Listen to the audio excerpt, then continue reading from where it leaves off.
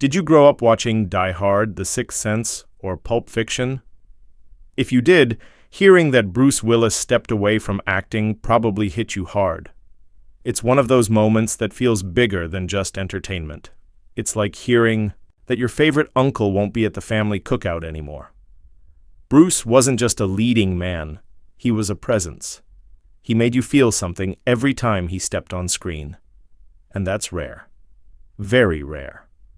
Whether he was crawling through air ducts barefoot in Die Hard or whispering that unforgettable line, "I see dead people." In The Sixth Sense, Bruce gave his all.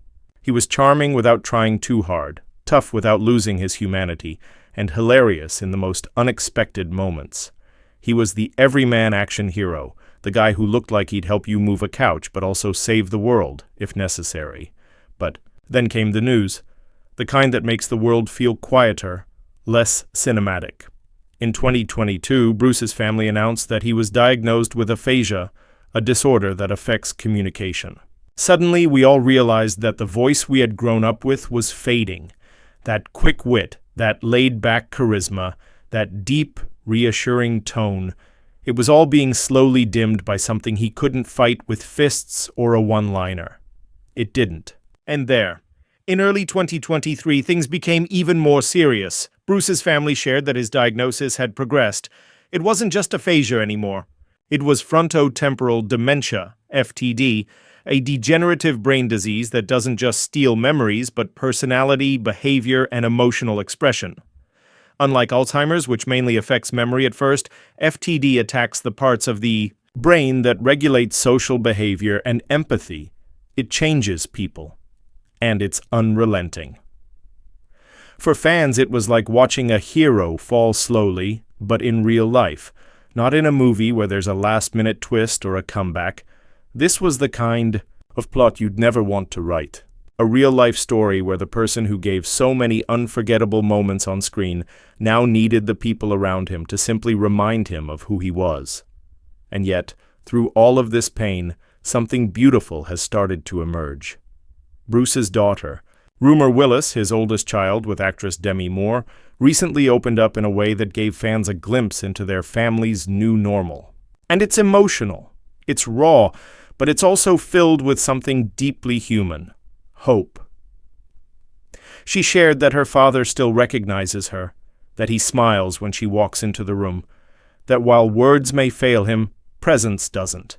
He may not speak the way he used to, but he feels love. He connects.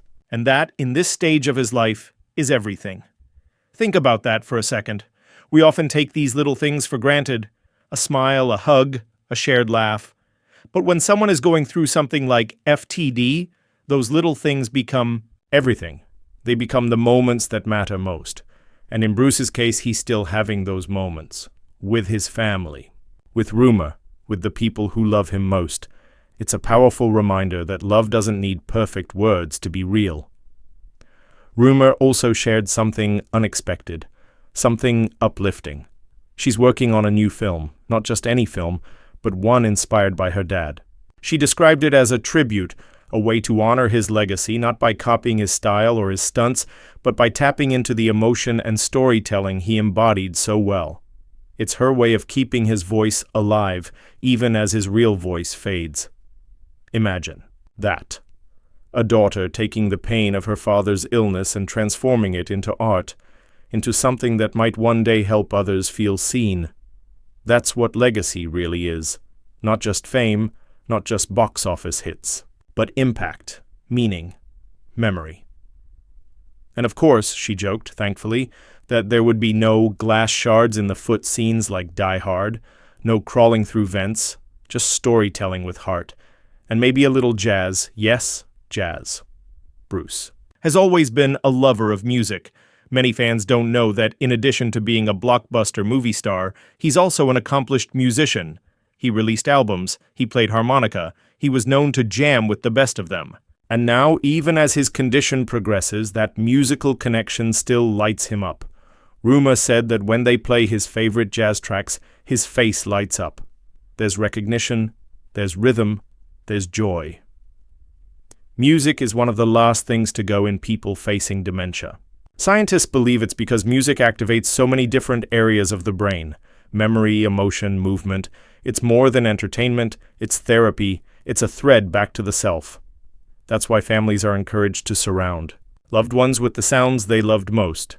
It creates an environment that feels familiar, safe, and comforting, and Rumer is doing just that, creating an environment where Bruce can still feel like Bruce.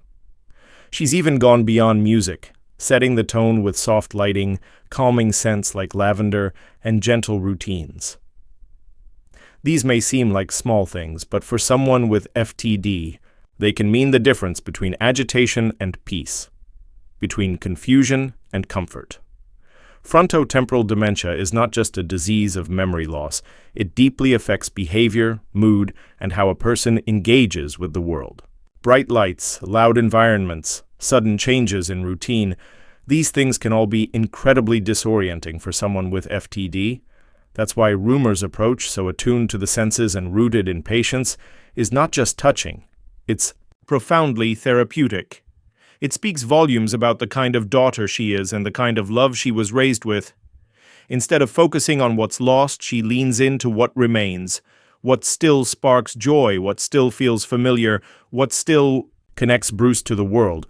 The idea of a soft, sensory-friendly environment isn't just for comfort, it's a form of communication. When words fail, touch, sound, light, and scent step in. Rumer's use of lavender, for instance, isn't arbitrary. Studies have shown that lavender can significantly reduce anxiety and restlessness in dementia patients. It's not a cure, but it is a comfort. And when your loved one is going through something as unforgiving as FTD, even the smallest comfort can feel like a miracle. She's likely learned these practices not from a medical manual, but through day-to-day experience, through trial and error, through love. And that's the most powerful thing about caregiving. It's deeply personal. No two people experience FTD the same way, and no two families navigate it with the same roadmap.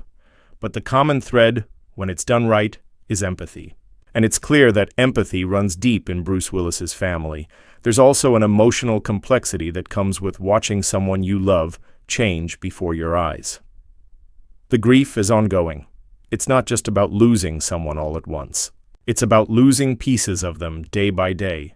Yet even in the face of that kind of sorrow, Rumer and her family have chosen to focus on presence, on being there, on sharing meals, on creating memories, not just for Bruce, but for themselves, too. Because even when someone's ability to recall is compromised, the feelings in the moment are still real, the laughter still lands, the warmth of a hug still matters, and every peaceful moment they can give Bruce is a gift. This kind of caregiving, this intimate, soul-deep effort, isn't without sacrifice. It's emotionally draining. It's physically taxing. It changes your priorities. It pulls you out of your old routines and thrusts you into a world of medical appointments, quiet nights, and constant worry. Yet somehow Rumer makes it look graceful. Not perfect, not easy, but graceful. You can see that her love for her father is what fuels her strength. And she's not alone. Her mother, Demi Moore, her sisters, and Bruce's current wife, Emma Hemming. Willis are all part of this circle of care, a family unit that, despite its complexities, has found unity in a shared mission: to give Bruce the most love-filled, dignified life possible in this chapter of his journey. And they're doing it with such intentionality. They're not exploiting his name or legacy. They're not chasing headlines or public sympathy. They're creating a boundary between the public Bruce, the star, the icon, and the private Bruce, the father, the husband, the soul, navigating something incredibly difficult. That boundary is sacred, and maintaining it in today's age of oversharing and media scrutiny takes real discipline. It takes integrity. When Rumer shares glimpses into her father's condition, she does so with tenderness and care. She's not inviting pity. She's offering truth, and in doing so she's helping others who might be going through something similar. Because for every Bruce Willis, there are countless unnamed fathers, mothers, sisters, brothers facing FTD in silence. Seeing someone like Rumer speak openly, without shame, without sensationalism, can be a lifeline. It says, "You're not alone." It says, "Your pain is real, and so is your strength." And in the process, she's showing us another side of her own identity. Rumer isn't just Bruce's daughter. She's an artist in her own right, a woman of depth, someone who understands that legacy isn't just about the movies you make, it's about the love you leave behind. Her decision to create a film inspired by her father isn't just a career move, it's a tribute, a love letter, a way of saying, you mattered, you still matter, and I will carry your light forward. She's turning her pain into purpose, her grief into storytelling, her silence into music. That's not just admirable, it's transformative. And it mirrors the very essence of what Bruce Willis gave to the world as an actor. He made us feel. He brought emotion into the room, whether it was through a smirk, a stare, or a tear. And now, in this quieter, more vulnerable stage of his life, his family is giving that same emotional gift back to him. They're not doing it for applause. They're doing it because it's what love does. Love adapts, love shows up, love holds on, even when the road gets hard. And if there's one thing Bruce Willis has taught us, through his roles, his charisma, his very presence, it's that showing up matters. Whether you're running barefoot through glass or simply sitting beside someone in silence, it's the act of being there that defines who you are. That's what Rumer and the rest of the family are doing. They're being there, fully, lovingly, patiently. And in doing so, they're showing us that strength isn't always loud. Sometimes it's quiet. Sometimes it's a soft jazz song playing in the background. Sometimes it's a daughter holding her father's hand while he smiles, still recognizing her, still feeling the love. And that, more than anything, is what makes this story not just a heartbreaking one, but a beautiful one. One full of grace, one full of resilience, one full of the kind of human connection that doesn't fade, even in the face of something as challenging as frontotemporal dementia. In a world where fame can sometimes feel exploitative, this family is choosing love over the spotlight. They're choosing connection over attention, and that's rare. It's easy to forget that celebrities are people too. They have families, they get sick, they feel fear and pain, they laugh, they cry, they age. And when someone like Bruce Willis, who has given so much joy to millions, faces a diagnosis like FTD, it reminds us of our own humanity, of our parents, of our future, of time. So let's hold space for that. Let's take a moment to appreciate the man behind the movies, the dad behind the action hero, the musician behind the tough guy. Bruce Willis isn't just a name in lights. He's a father, a husband, a friend, a soul navigating something incredibly difficult. And maybe that's why this update from Rumer matters so much. It's a lifeline, a reminder that even though things are changing, the core of who Bruce is, it's still there. That smile, still there. That warmth, still there. That spark that made him beloved for decades, still flickering, still shining, and now we want to hear from you. What's one memory of Bruce Willis that makes you smile? Was it his iconic catchphrase, yippee-ki-yay? Was it the quiet heartbreak of The Sixth Sense? Was it his hilarious moments in The Hole? 9 Yards or the raw intensity of Tears of the Sun? Whatever it is, share it in the comments. Let's fill this space with gratitude, with appreciation, with love. Bruce may not be reading them himself, but his family is, and they feel your support. And who knows? Maybe Bruce, in his own way, still feels it too. If this video touched your heart, give it a like. It really helps us share stories that matter. Subscribe for more content like this, stories about humanity, resilience, and the moments that make life beautiful. And hey, check out our next video about celebrities who stepped away from fame to focus on what really matters. You might be surprised by who's on that list.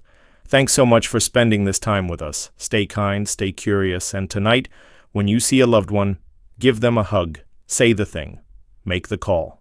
Don't wait.